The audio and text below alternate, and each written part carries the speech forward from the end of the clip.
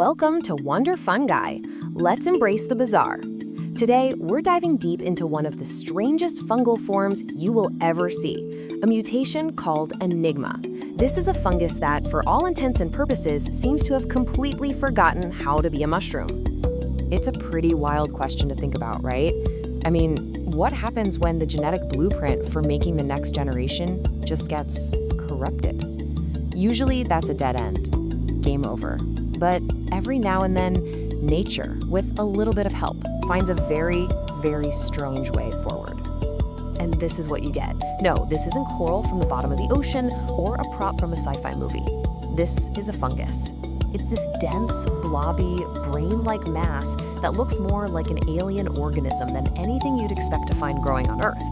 It's a total departure from that classic mushroom shape we all know and love. So what in the world is this thing?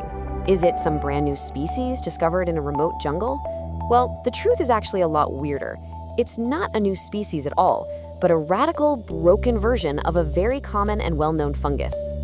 Okay, so here's the official breakdown. The Enigma phenotype is a rare genetic error found in the species Psilocybe cubensis. Somewhere deep in its code, a fundamental switch gets flipped off. So instead of growing a proper stem and a cap, it just keeps growing. It pushes outwards, creating these dense, coral-like blobs. Right, let's get into the nitty-gritty of this failure. To really get what's gone wrong with Enigma, you first have to remember what a normal mushroom is even for. At its core, it's a reproductive machine, a beautiful piece of biological engineering designed to make and spread spores. And the difference here is just, well, it's night and day. On the left, you see a standard mushroom, perfectly designed for its job, with a cap to protect the gills, and gills that can produce millions upon millions of spores.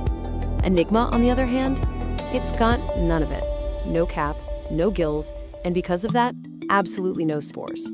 It is 100% sterile. The scientific term for what's happening here is developmental arrest. Think of it like a computer program that gets stuck in an infinite loop. The bit of code that's supposed to say, okay, stop growing out and start building the important parts like a cap and gills, it just never runs. So the fungus is trapped, just endlessly pumping out tissue but never actually maturing.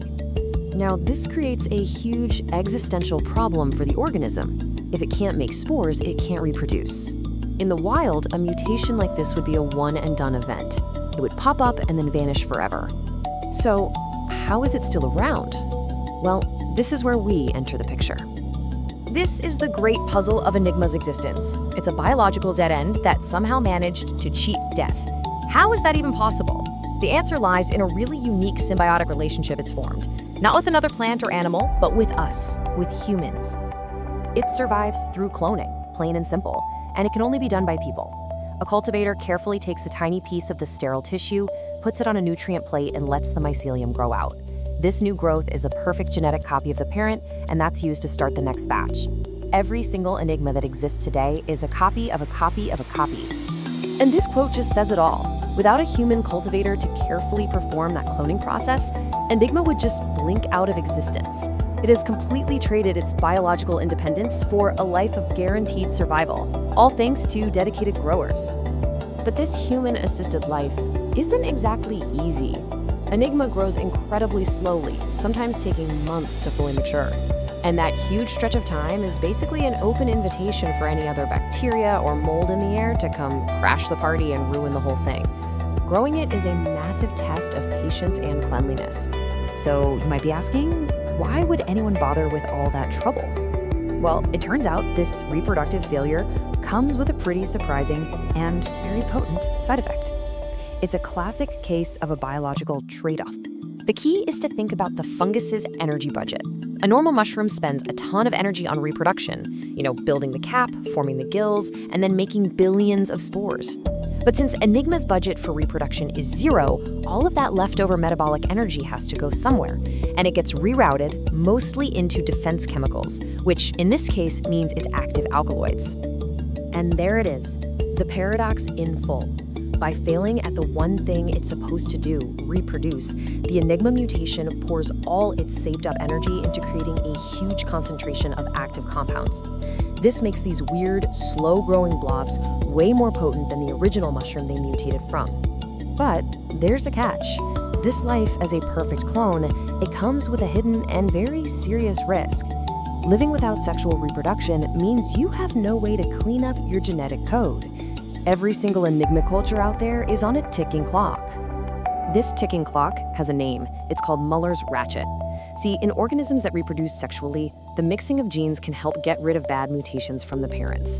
But in a purely clonal line like Enigma's, every little copy error, every tiny genetic mistake gets passed on forever. The Ratchet clicks forward with every new clone, and it can never, ever go back. And over time, this pileup of errors, which we call strain degeneration, starts to show. The culture just loses its energy. It grows even slower. The yields get smaller. It can become unstable and even lose the very potency that made it so special. And eventually, you can get total developmental failure, where it just gives up and won't grow at all.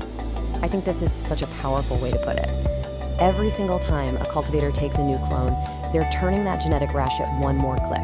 It makes every culture out there an incredibly fragile and ultimately a temporary thing. Just a genetic echo that is slowly but surely fading away. So when you put it all together, you really have to ask yourself, is this mutation actually a biological failure? Or are we looking at some bizarre, human-guided leap in evolution? And this is really the heart of it. Enigma gave up its ability to survive in the wild. It totally sacrificed its independence. And in exchange, it created this one-of-a-kind partnership with us, trading its own fertility for a guaranteed life, ensuring its unique genetic code would be passed on in labs and homes around the world. And that kind of leaves us with one last big question to chew on. Enigma's evolution isn't being shaped by the pressures of nature anymore. Its entire destiny is now tied to human interest and our technology. It really makes you wonder what the future holds for other life forms whose very existence ends up depending completely on us. Stay weird. Please like and subscribe to Wonder Fungi.